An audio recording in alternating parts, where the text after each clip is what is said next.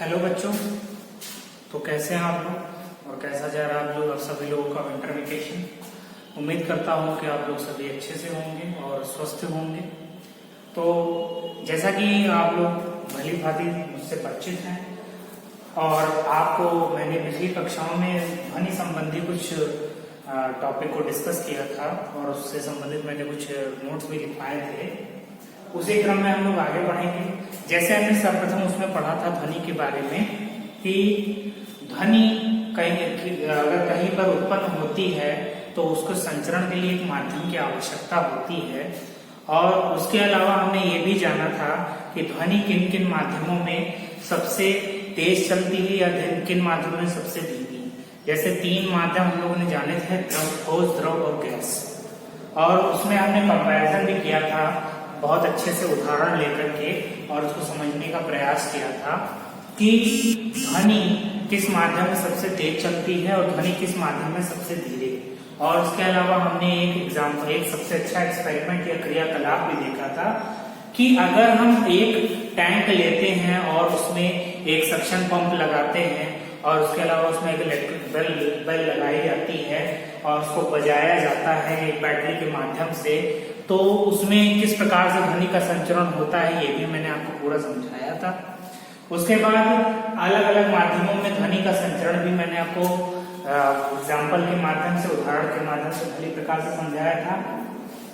तो इसी ऑर्डर में आज हमारा अगला टॉपिक है, वो है तरंगों के प्रकार, यानी कि टाइप्स ऑफ वेव्स। वेव्स के बारे में मैंने ये वेव्स की डेफिनेशन भी बता दी थी।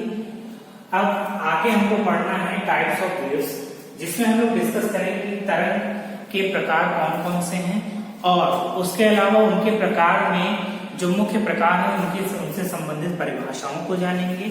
और उसके अलावा आगे हम ये भी जानेंगे कि अगर हम साधारण जिंदगी में इसकी बात करें, आम जीवन में बात करें, तो हम इसको कहाँ कहाँ पर प्राप्त कर सकते हैं या देख सकते हैं। क्योंकि भौतिक विज्ञान या विज्ञान एक ऐसा विषय है जो आपके आसपास के वातावरण से ही प्रेरित होकर आप तक पहुंचता है। तो इस बात को ध्यान रखते हुए हम अपने टॉपिक को शुरू करते हैं।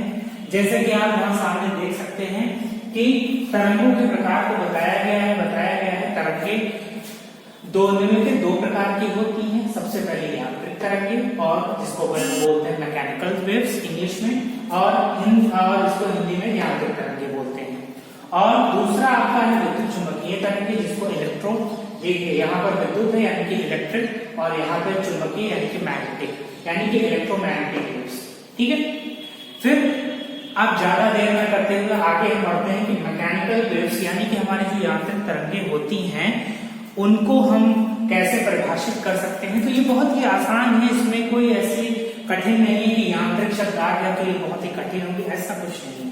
आप इसको बहुत अच्छे से समझ सकते हैं। देखिए, पहले इसकी हम परिभाषा पर ध्यान देते हैं कि किसी पदार्थ जैसे ठोस, द्रव, गैस, आप जानते हो 3 अवस्थाएं मुख्य तौर से बताई गई हैं के कणों के दोलन से उत्पन्न होने वाली तरंगे।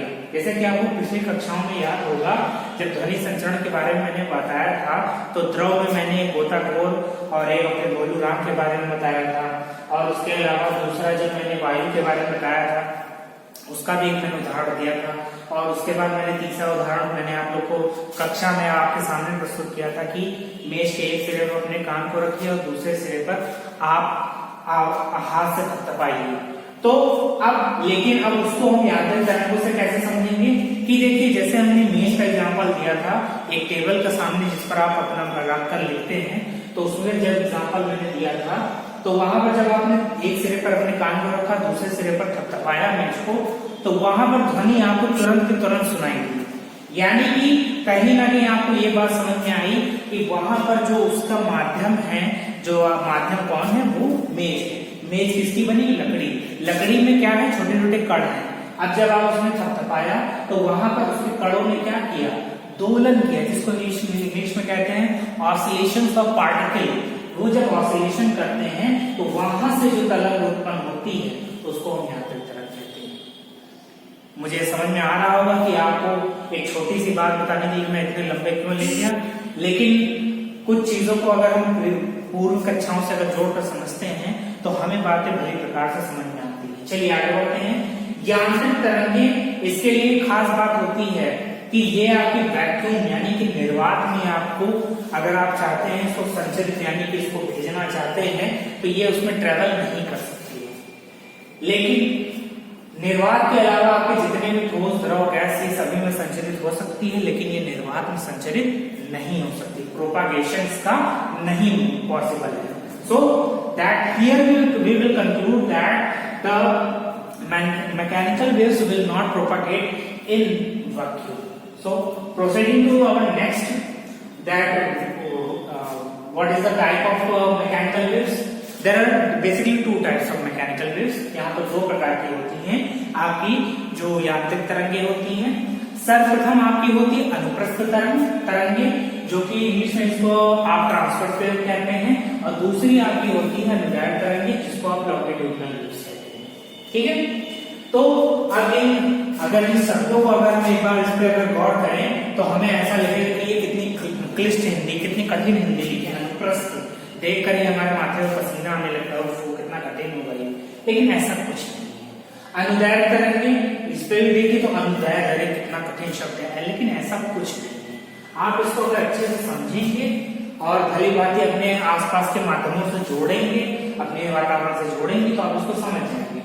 तो अनुदैर्ध्य तरंगे क्या है, अनुप्रस्थ तरंगे क्या है, तो सबसे पहले हम समझते हैं ए पॉइंट, यानी कि ये आपकी अनुप्रस्थ तरंगे क्या है। तो इसमें देखिएगा ध्यान से, अनुप्रस्थ तरंगे जैसे कि यहाँ पर आप देख रहे हैं कि ये एक आपका ऐसा निश्चित, मान लीजिए कोई दीवार है या एक निश्चित पटल जिस पर हमने क्या किया है, एक डोरी को एक सिरे से बांध दिया है, और यहाँ पर दूसरे सिरे को हमने क्या किया है, अपने हाथ से पकड़ लिया है। अब इस एक सिरा तो इसका फिक्स हो गया, एक सिरा इसका सुदृढ़ हो गया, लेकिन दूसरा सिरा अभी भी फ्री है। अब हम यहाँ क्या करेंगे, जब इस सिरे से इस हाथ से रस्सी को पकड़ के ऊपर नीचे करेंगे, मतलब इसको ऊपर नीचे की तरफ शेकिंग जब कराएंगे, दोलन कराएंगे, ऑसिलेशन कराएंगे, तो यहाँ पर हम कैसे समझ सकते हैं कि अनुप्रस्थ तरंगे उत्पन्न हो रही है। तो यहाँ पर देखिएगा, अगर हम इस रस्सी को एक सिरे से पकड़कर हिलाते हैं तो यहाँ पर क्या होता है, अगर हम यहाँ पर माध्यम के दो कणों को माने तो यहाँ पर हमें ये पता लगता है कि ये माध्यम के कणों की दिशा जो है क्रमशः ऊपर की तरफ और नीचे की तरफ है। ठीक है, जैसे कि ये, ठीक, अगर हम इसमें क्या करते हैं, अगर माध्यम के कणों की गति की दिशा जाने तो यहाँ पर कंपन की दिशा इनकी या तो ऊपर की तरफ होगी या तो नीचे की तरफ होगी। जैसे आप ऐसे समझ सकते हैं कि अगर हम कपड़ा कोई भी गीला होता है उसको झाड़ते हैं तो वहां पर कुछ पानी की बूंदें ऊपर की तरफ जाती हैं या कुछ पानी की बूंदें नीचे की तरफ जाती है। आप ऐसे समझ लीजिए, हमें क्योंकि ओवरऑल समझना है ना कि अनुप्रस्थ तरंगे होती क्या है। ठीक है, तो परिभाषा अनुसार इसकी बात की जाए तो अनुप्रस्थ तरंगों में माध्यम के कण तरंग की गति की दिशा के लंबवत दिशा में कंपन करते हैं। यहाँ पर अगर बात करें कि अगर तरंग की दिशा कुछ ऐसे है, यानी कि मान लीजिए इस प्रकार से तरंग आपकी बढ़ रही है, तो उसके कंपन के कण, इसके कण के जो कंपन होंगे वो इस तरंग की गति की दिशा के लंबवत होंगे। अगर तरंग इस तरह से बन रही है, ये इस तरह से, तो आपके जो कण होंगे वो परस्पर उसके दिशा के लंबवत होंगे। तो आपको हो सकता है अगर कहीं डाउट हो रहा होगा तो आप लोग मुझसे पूछ सकते हैं बाद में, ऐसी कोई बात नहीं, लेकिन मैंने अपना भरसक प्रयास किया है कि आपको ये परिभाषाएं अच्छे से समझ में आए। आगे बढ़ते हैं कि मैंने शुरू में जैसे आपसे कहा था कि इसके बहुत सारे एग्जाम्पल आपको मिल सकते हैं, तो कैसे मिल सकते हैं आपके आसपास के वातावरण में। तो सबसे पहला एग्जाम्पल ये है कि जैसे तनी हुई डोरी, ये आपका सामने एग्जाम्पल बना हुआ है। ठीक है, अब उसके बाद अगर हम समझना चाहें कि इसके अलावा सितार तार अथवा एक सिरे पर दीवार से बंधी हुई डोर, इसको भी अगर आप देखें तो दीवार से बंधी हुई डोर का ही एग्जाम्पल। ठीक है, तो इस प्रकार से ये हो गई आपकी अनुप्रस्थ तरंग। आगे की वीडियो में हम डिस्कस करेंगे कि आपकी अनुदैर्ध्य तरंगें क्या होती हैं, यानी कि लॉन्गिट्यूडिनल वेव्स क्या होती हैं। और इसके अलावा आप लोग कुछ इसके संबंधित मैं आपको टॉपिक देना चाहूंगा जिसको आप पढ़िएगा, जो कि अनुप्रस्थ तरंगों से संबंधित है।